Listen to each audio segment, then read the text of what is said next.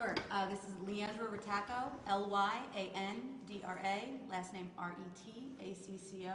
I'm the Chief of the Special Investigations Unit at the District Attorney's Office. Sorry. Do you need my name as well? Yes. Oh, Joshua Barnett, Joshuabarnett. I'm an Assistant District Attorney in the Special Investigation Unit. Mike Lee, Chief of Staff. Mike Lee, like Spike Lee, but in him. Okay, go ahead. Good afternoon. The District Attorney's Office Special Investigations Unit are announcing today that there has been a second arrest and processing of former homicide detective Donald Suchinsky. There are rape charges connected to a second victim that was located as a result of the reporting done by the press conference that we had earlier this year, or about a month ago. Several tips came forward, and as a result, we were able to identify and bring another case with a victim. Very similar circumstances. Also, with Mr. Suchinsky using his authority as a homicide detective to force women to have sex with him, sexually assault them, people that he met through the course of his investigations. We will be bringing these charges, we have brought these charges, and he has been arraigned, and his bail is currently set at $1.5 million, which is the amount that he is being held on.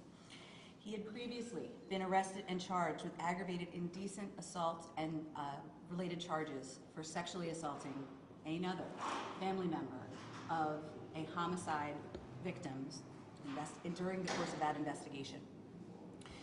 A municipal court judge ordered Donald Suchinsky held for court on those charges in April.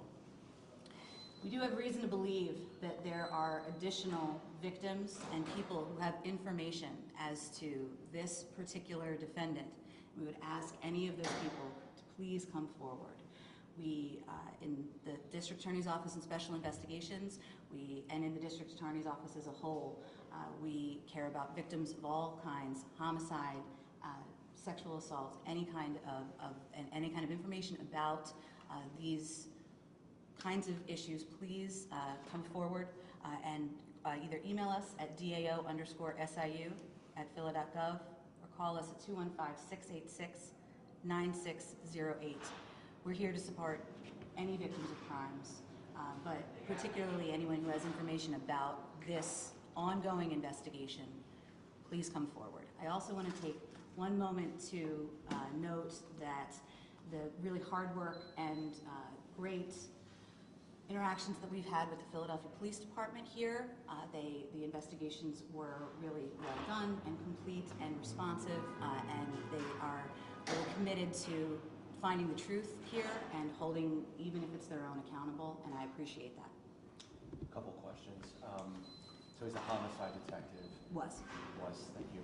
And that gave him access to an unknown number of people in probably their worst hour. That's correct. And it is the allegation that he would then ingratiate himself, get comfortable with family members of these homicide victims, and then act and coordinate and communicate and build a relationship. In the first case, which was just held for court, where our victim very bravely testified in April, that case was a situation where fairly soon after her son had passed, she was assaulted by Donald Suchinsky as he met her in connection with that investigation. Second victim that has come forward, where we have not yet had a preliminary hearing, but we did just have it arraigned, was a longer sexual relationship which he used his position to make happen, sometimes via threats, sometimes via quid pro quo, and that was also a family member of that investigation, and that was over a course of years. Used his shield to coerce.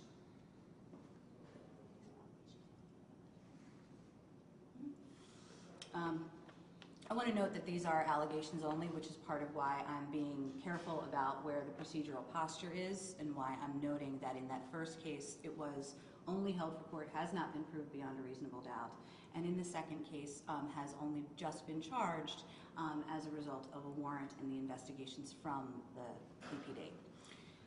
So I would,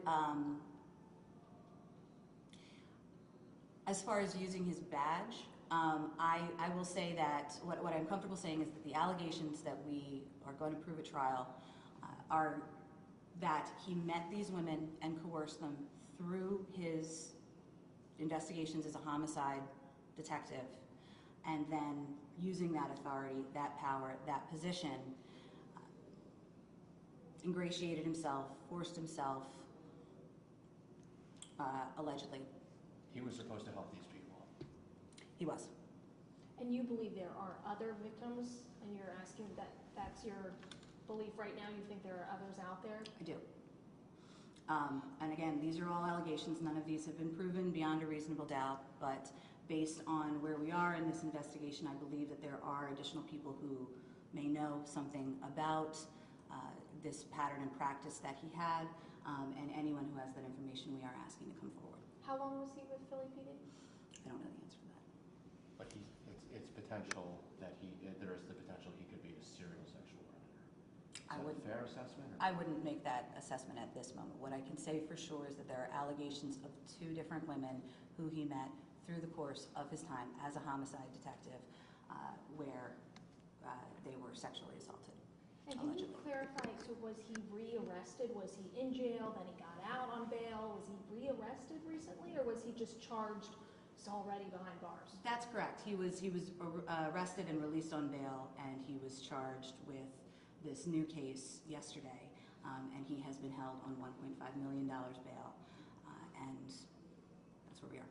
You asked the judge for high bail. I did. Any sort of maneuver behind that? Belief that he's a risk or a danger to the public?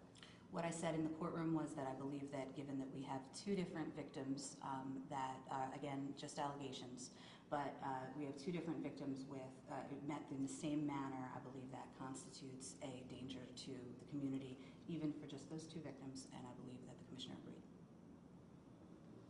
Thank you very much for taking the question.